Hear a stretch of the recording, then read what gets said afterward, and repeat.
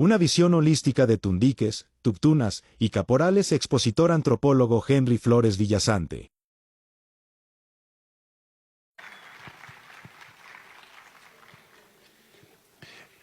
Tengan ustedes muy buenas tardes. Soy el antropólogo Henry Flores Villasante y voy a exponer el tema Una visión holística, tundiquis, tuntunas y caporales de la tuntuna. La siguiente, por favor. La presente exposición cuenta de 2 capítulos. Primero, aspectos generales sobre la investigación. El objetivo es definir el origen del tundiqui, tuntuna caporal y sus características asociadas a la máscara, vestimenta, movimientos y términos utilizados para su caracterización. La ubicación, región Puno, provincia de Puno, festividad Virgen de la Candelaria. El presente análisis corresponde a antropología de la danza. Tenemos que entender que la antropología es el estudio de la cultura, es el estudio del comportamiento humano, también de los lenguajes. Y en la danza existe un lenguaje que no es hablado, sino que está a través del movimiento, de la vestimenta, de los colores y diferentes características. La revisión bibliográfica se ha hecho con cronistas del siglo XVI, XVII, XVIII y también modernos estudios de diferentes publicaciones, tanto en el caso del Perú, México y España. El área de investigación es, como lo he indicado, es la región Puno, que antiguamente correspondía a lo que es el Collasuyo, ¿no? Y este Collasuyo está históricamente compartido por diferentes grupos que se denominaban grupos Colla Aymaras, destacándose Lupacas, Pacajes, Canas, Canchis, Collas, entre otros. Entonces, todo este es un escenario que desde tiempo atrás ha tenido un vigoroso proceso de desarrollo cultural. La importancia del collao, de esta zona que es básicamente desde Ayaviri y llega hasta Potosí, pero básicamente la parte más importante que destacan diferentes cronistas como Ciesa de León, indica que la zona de los Collas es la mayor comarca a mi ver de todo el Perú, la más poblada y por ende la más importante. También una visita de Garci Díez de San Miguel en 1567 indica que la zona de Chicuito tenía aproximadamente 1000 indios ricos, los cuales se les permitía ciertas características en la danza, que lo voy a describir a continuación. Por otro lado, también el Collao ha sido un sitio importante, sagrado, desde las diferentes visiones, no solamente de los incas, desde pueblos mucho más anteriores que ocuparon la cuenca, comparándolo a un sitio sagrado con Pachacamac, el lago Titicaca y también el caso de el Cusco con el Coricancha. También se sabe del Collao que los ejércitos del Inca se apostaban pues en toda esta zona. Y obviamente, gracias a la fuerza del Collao, a sus hombres, se permitió tener todo un imperio como es el imperio de los Incas. Otra característica también importante es que los principales caciques, obviamente, de alguna forma supieron asociarse y estuvieron de acuerdo con lo que es la parte virreinal, siendo parte también de la historia de ese Perú virreinal. Este retrato del cacique, arcabuceros y alabarderos como guardia de honor es la élite y utilizaba bordados, perlas y airones con ricas plumas, y este estatus les pertenecía a la gente del Collao. Como podemos ver la imagen, en la parte de abajo, que está en su plumería, son los antiguos collas que vestían a la usanza hispana, ¿no? Esta es una procesión de Corpus Christi, óleo de 1679-1680, procedencia de la parroquia Hospitales Naturales Cusco, Museo de Arte Religioso. Con esto quiero indicar que los principales podían danzar danza de hispanos, como lo voy a comentar mucho más adelante. Por otro lado, también existía una sociedad, si bien había una sociedad alta, en este caso, los indios ricos, también habían sociedades un poco no muy favorecidas, como en el caso de los suros, Los suros, por su estatus, no podían danzar danza de hispanos, tampoco de negros, ¿no? Polo de Gardo en 1575 indica eran pobres e insignificantes por su número y condición social. El padre Acosta también en 1590 habla sobre los suros como tan brutales, negándose a sí mismo el nombre de hombres. El cronista Juan López de Velasco en 1582, los indios suros son gente inútil, ociosa, por querer más pescado y a veces de la laguna. La siguiente, por favor. Padre Herrera, en 1601, los suros son tan salvajes que preguntándoles quiénes son, respondían que no eran hombres, sino uros, como si fuesen otra especie de animales. Ludovico Bertone, igual, una nación de indios despreciables, que de ordinario son pescadores y de menos entendimiento.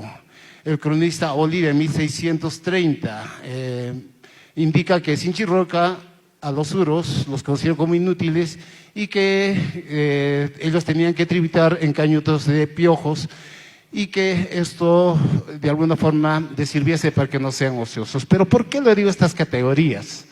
Porque la danza de hispanos y de negros solamente era para las élites, ¿no? Para mestizos y no para los uros. Los uros, si bien bailaron, pudo ser posteriormente, pero no les correspondía a su estatus el bailar danza de hispanos, ¿sí? Uros, oruro, deriva de esos términos prácticamente. La siguiente. La siguiente, por favor. Bueno, en el caso de Puno tenemos, como ya lo mencionó también anteriores investigadores, tenemos 726 danzas. Cada danza es la historia de una comunidad, cada danza tiene un mensaje, tiene un lenguaje. La siguiente, por favor. Antecedentes. Estos antecedentes tenemos que tenerlos bien en cuenta, por favor. ¿Qué dice Huamampoma? En referencia a las danzas, indica que los españoles ordenaron a los caciques y sus indios, estamos hablando de caciques principales y sus hijos legítimos, dancen y hagan fiestas delante del Santísimo Sacramento, delante de la Virgen, y que se los ordena practicar danzas españoles y de negros, ¿ya? Solo para élite. Rigoberto Paredes Candia, en este caso es boliviano, los bailes indígenas pueden dividirse en ellos, en dos órdenes, unos legados por el coloniaje y otros traídos de España. Hay un reconocimiento que existen danzas pues introducidas en España. El puneño Emilio Romero en 1928 también menciona lo siguiente, que es evidente que el origen de muchas danzas en el altiplano son netamente españolas, pues los conquistadores trajeron sus costumbres y sus jolgorios. Berger, el francés, y Valcárcel, el peruano. La Iglesia Católica tuvo principal introducción de algunas danzas desde el dominio español. Nathan Bach, el francés, el traumatismo de la colonia se tiene sus efectos hasta el siglo XX, está profundamente inscrito en las estructuras mentales, es una verdadera huella del pasado y esto se refleja en las danzas, en el folclore. La boliviana Teresa Gisbert, algunas danzas hispanas tuvieron una difusión desde el Cusco hasta Potosí, no de Potosí hacia Cusco, repito, desde Cusco hacia Potosí es lo que indica Teresa Gisbert. E incluso era usual en todo el virreinato este tipo de prácticas, este tipo de danzas de carácter pues hispanas. Mario Alicio Schux, también boliviana, la danza de la morena es de origen musulmán, de las guerras de reconquista. Esta forma de cómo los vencidos terminan bailando a quien les venció, muestra una complejidad mental del dominio colonial. La española María Flores menciona que en la temprana colonia las élites de la época tenían una práctica religiosa marcada por la presencia de lo que se ha denominado cristianismo folclórico medieval, como camino de salvación a las celebraciones y se agregan espectáculos teatrales religiosos, sin olvidar aquellos de corte épico, la danza de moros y cristianos, que también lo vamos a mencionar más adelante, y esto como tiene su aporte también en los tundiquis, tuntunas y caporales de la tuntuna. La teoría está basada básicamente en la explicación de las danzas hispanas del siglo XVI. España como foco cultural extenderá de difusión por todo el continente conquistado. Permite entender el origen de unas danzas mestizas en todo el Perú y por ende también en la región Puno. Un proceso de difusionismo cultural traído desde Europa, pero que con el tiempo se ha asumido como parte de la identidad de las poblaciones nativas, en este caso las poblaciones del altiplano. Capítulo 2, resultados, aspectos históricos comparativos. Siguiente.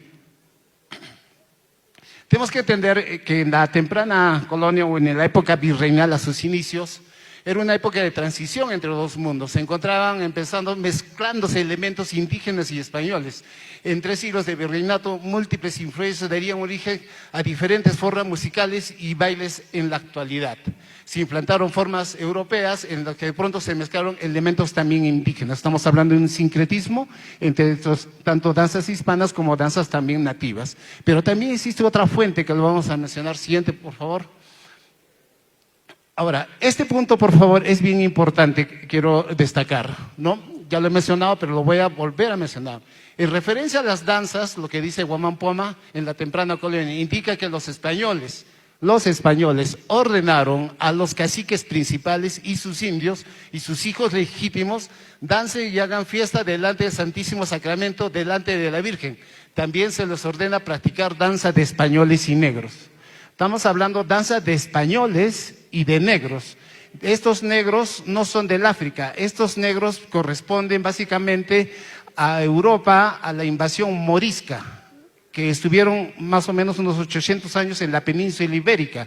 Y estos negros o morenos tienen una fuerte influencia de tradición en la Europa de ese entonces. Y cuando llegan acá, obviamente trajeron también esa danza de hispanos y con gran difusión acerca de esas danzas de negros en un primer momento, hasta que posteriormente llegan pues los otros negros del África, ¿no? Emilio Romero, en la monografía del departamento de Puno, hace una descripción muy importante también en referencia a lo que es los tundiquis. Estamos hablando de 1928, y este trabajo no fue en ese año, debió hacerlo mucho más antes, ¿no? Dice, otro baile tundiquis es igualmente de factura colonial. Los danzarines son parejas de hombres y mujeres, entre lo que uno de los indios se disfraza de sambo o mulato y caminan al son de una gaita hecha de un pinquillo de vejiga inflada. Este baile se parece al conocido entre los mulatos de las tierras bajas, esferas del pueblo limeño, con el nombre de son de diablos. Ahora, este dato es importante. ¿Por qué logra comparar las danzas de tundiquis con el son de diablos de la costa? Y sobre todo de un instrumento muy interesante, que es la gaita andina. Veamos estos trajes, por favor, la anterior. Estos trajes nos hacen recordar, obviamente, a los trajes de tundiquis y tuntunas. Pues efectivamente, es lo que vio Emilio Romero, pero obviamente el traje corresponde a un ambiente mucho más cálido que tenemos, pues, que no tenemos aquí en la zona andina. Sin embargo, pertenece a las tierras bajas y también podemos ver grandes cabezas, grandes máscaras. Pero ese es el son diablos. ¿Y por qué lo compara? La siguiente, por favor. Haciendo un estudio, gracias a William Tompkins, sobre las tradiciones musicales de los negros de la costa del Perú. ¿Qué es lo que dice en referencia a esta danza? Los jesuitas también hicieron buen uso de la pompa y la ceremonia de la iglesia y dependieron de las procesiones con estándares multicolores, guirnaldas, incienso, especialmente música para atraer a los negros. Los diálogos con contenido cristiano eran musicalizados, que fueron utilizados entre los esclavos del siglo XVII, ¿no? Y también hace referencia a varias bandas de músicos, buenos tocadores con clarines, de chirimías, y versión española de la gaita escocesa. Entonces, encontramos el mismo elemento de la gaita escocesa en la comparación que hace Emilio Romero en 1928. O sea, hay similitudes en el traje, la máscara y también el instrumento que es la gaita española. La siguiente, por favor. Entonces, estas características, como bien podemos ver, tienen ciertas similitudes. Son de diablos, grandes máscaras, cabezudos, papahuevos, y también con las máscaras que tienen, pues, en este caso, tuntunas, tundiquis. La siguiente, por favor. La siguiente.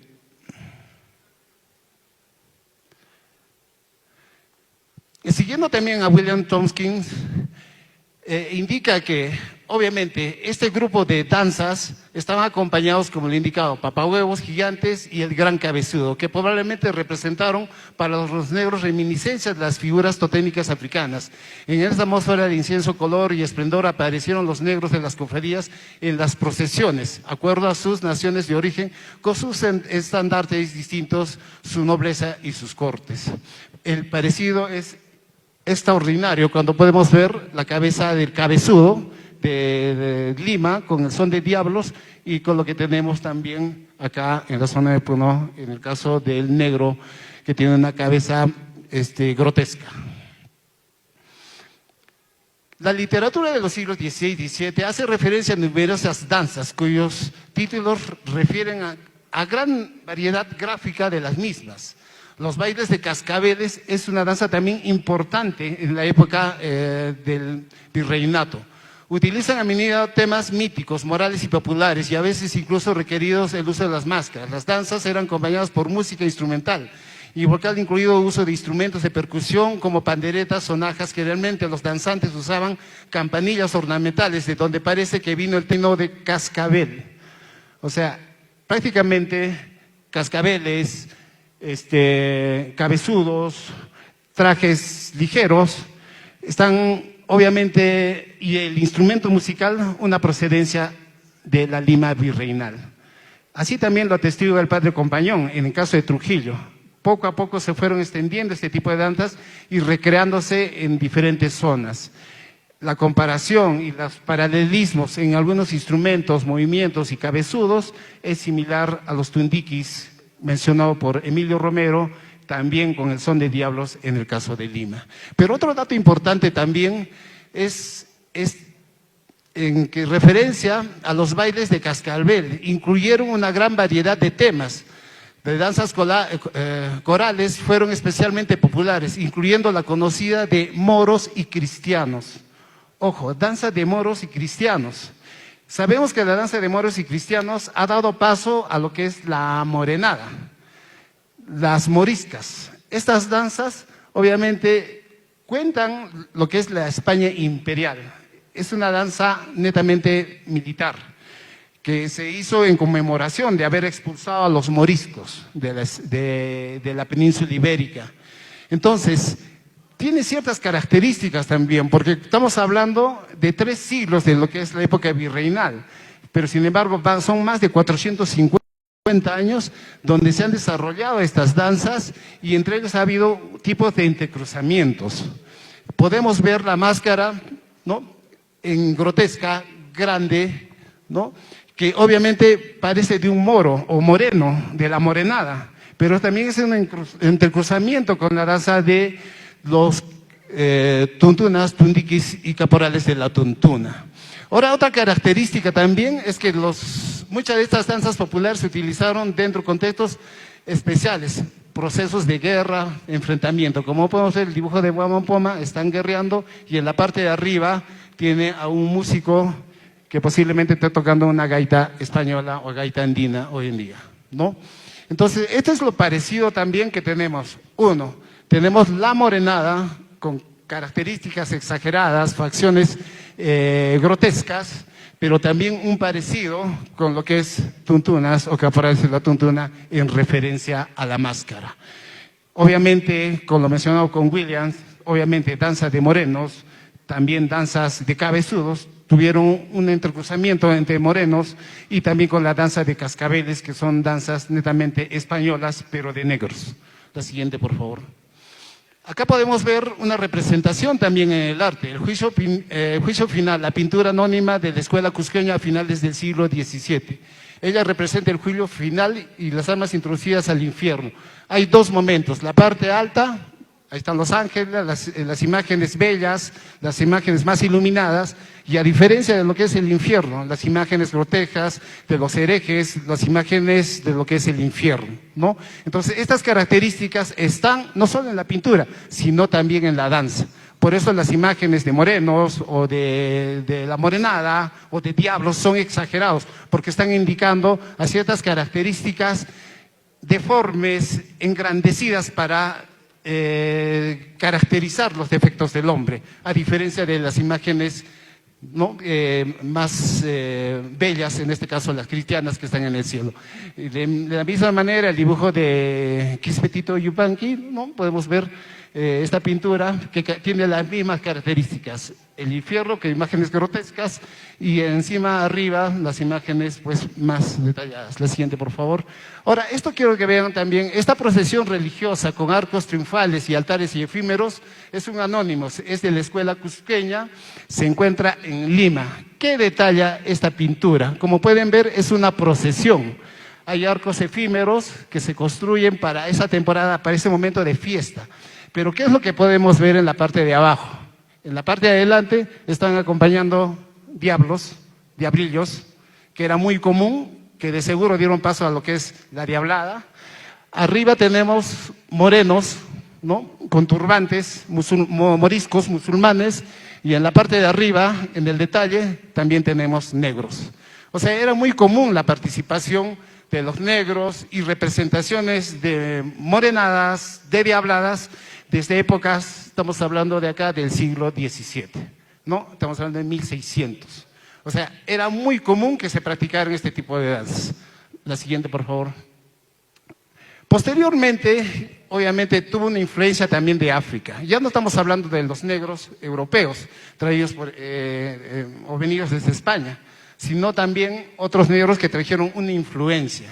Pero, obviamente, el dominio español no iba a permitir que se tocasen este tipo de melodías o músicas del África, sino que practicaron música de corte morisco, de corte español de ese entonces, pero con fuerte influencia tanto andina y también su aporte del África de ese entonces, ¿no? Otro caso también, en el caso de los trajes, podemos ver que existen referentes representaciones, serpientes, peces, lagartos, ¿no?, que son parte también de las creencias andinas. Sabemos que todo este tipo de iconografías fueron prohibidas en la época del virrey Toledo, porque indicaba que ahí estaba la creencia de los hombres, pero sin embargo en la fiesta todavía se mantienen y se logran expresar. El traje tiene esos elementos que son propios de las creencias andinas, porque ahí están los elementos, ahí están sus dioses, ahí están sus orígenes. La siguiente, por favor. Otro punto importante también es que Emilio Romero en 1928 hace una característica muy importante de lo que es el danzante en Puno, ¿no? Dice: una danza individual que ha sorprendido por su misterio que encierra. El danzante, que se ha llamado, viste un leviatón cuadrado bordado con raros colores, ¿no? Tiene piernas cubiertas con gruesas botas, sonoros y espolines y cascabeles, ¿no? Otros por atrás por atrás camina un músico que toca un agudo pito y un tambor. Puede ser un tipo de variedad de tundiques, es muy probable, ¿no? Siguiente, por favor. A esto podemos indicar lo siguiente. En la España se practicaban, en la época del dominio español se practicaban las danzas, obviamente negras, pero traídas desde Europa. Y tuvo una influencia también del África y del caso andino. Lo que quiero indicar es que obviamente viene de la época virreinal, como ya le he indicado anteriormente, y también tiene una procedencia, un proceso de evolución de lo que ha venido de la época, en el caso de lo que es de Lima, ¿no? Coincidiendo con esto, el caso, esta es una tesis de Bolivia. Dice que la saya es una manifestación espiritual que cierra toda una cosmología afroboliviana, que igual que el caporal no tiene otra manera de ejecutarla. La saya no es caporal. Y esa es una tesis, ¿no?, hecha por Martín Miguel Balivián, ¿no?, que indica que la saya afroboliviana es un espacio comunitario diferente a lo que es el caporal. La saya de las yungas no es el caporal, no es el tundique.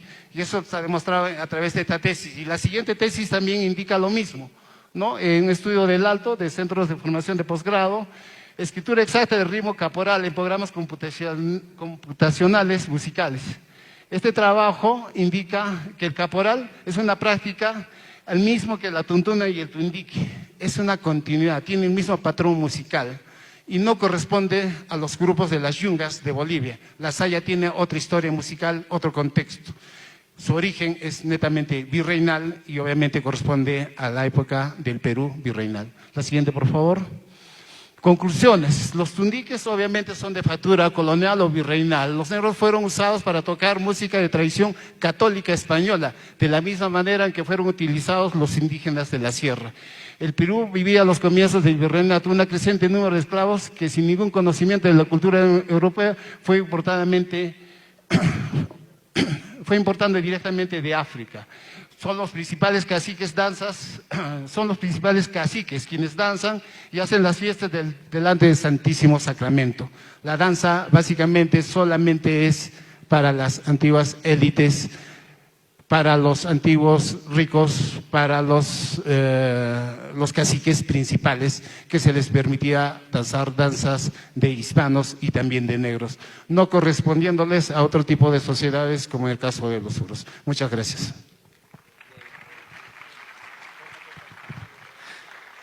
Agradecemos enormemente.